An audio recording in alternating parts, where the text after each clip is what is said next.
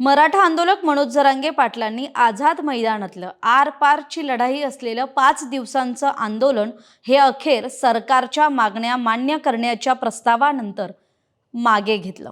आणि 5 दिवसांनी जरांगेंचं उपोषण ज्यावेळी मागे घेण्यात आलं त्यावेळी खरं तर मंचावर सगळ्यांना अपेक्षित असलेले फडणवीसांचे संकटमोचक मानले जाणारे गिरीश महाजन मात्र अनुपस्थित होते। याशिवाय मराठा आरक्षण उपसमितीचे माजी अध्यक्ष चंद्रकांत पाटलांनी सुद्धा यावेळी दांडीच मारली।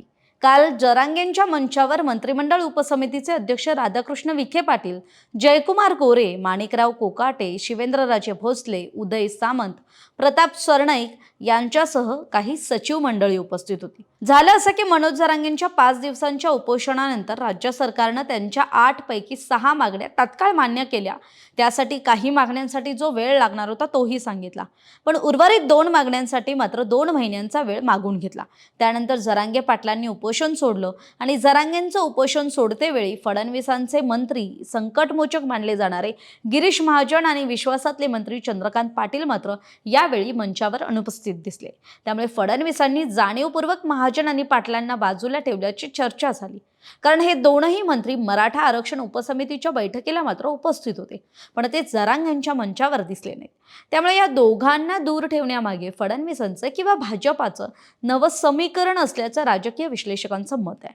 आता विश्वासूंना डावलून नवख्यांना संधी दिल्याची चर्चा आहे। तर फडणवीसांनी जरांगेंचं यंदाचं उपोषण सोडवण्यासाठी आणि आंदोलनावर तोडगा काढण्यासाठी राधाकृष्ण विखे पाटील, शिवेंद्रराजे भोसले, जयकुमार गोरे यांच्यावर जबाबदारी सोपवली होती। कारण जरांगेंनी आझाद मैदानातलं आंदोलन धरलं तर आतापर्यंत एकूण 8 वेळा आंदोलन आणि उपोषणं केली आहेत मराठा आरक्षणाच्या मागणीसाठी। त्यावेळी काही आंदोलनांमध्ये तोडगा काढण्यासाठी तिथे थेट संकटमोचक मंत्री गिरीश महाजन उपस्थित होते, तर काही ठिकाणी चंद्रकांत पाटलांनी सुद्धा भेट घेतली होती आणि चर्चा केली होती।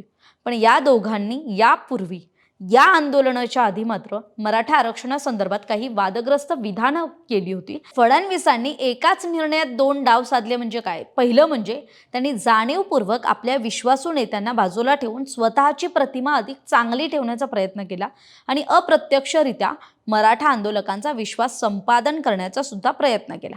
दुसरीकडे आपली मराठा आंदोलकांशी चर्चेसाठी तयारी आहे अशी दुसरी फळी नेत्यांची तयार केली। त्यात खास करून थेट सातारच्या गादीचा मान असणाऱ्या शिवेंद्रराजेंचा समावेश करून घेतला, कारण मराठ्यांसाठीच काय तर राज्यासाठी, जनतेसाठी छत्रपती शिवाजी महाराज हे सर्वोच्च स्थानी आहेत।